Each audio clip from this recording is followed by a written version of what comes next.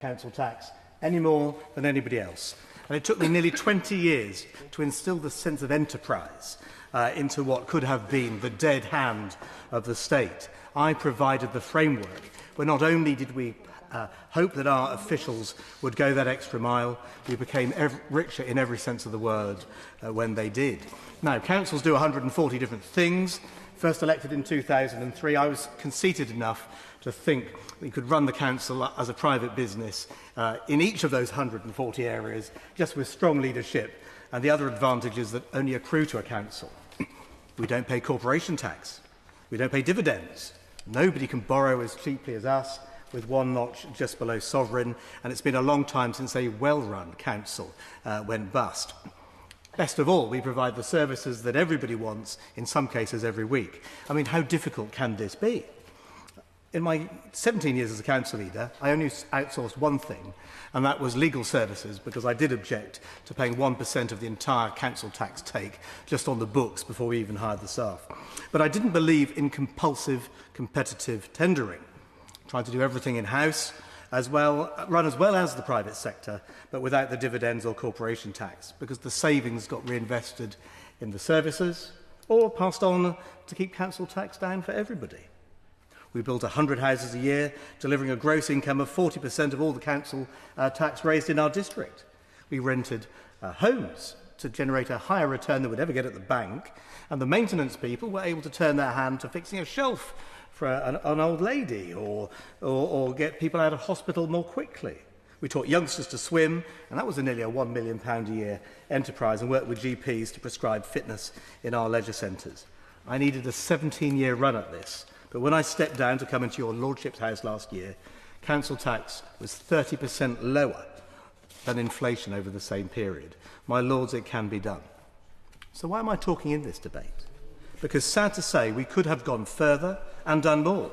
And, my lords, I want to direct you to new regulations 42A, relating to vertical arrangements, and 42B, to horizontal ones. A vertical arrangement is where a council wants to run a service itself. A horizontal one is where several councils may club together over a wider area to achieve the same outcome. Now, on too many occasions, having to follow these pointless procurement procedures held us back. They acted as an excuse for work. They were a drag anchor on not just my ambition, but the ambition of the talented young graduates who we struggled to recruit.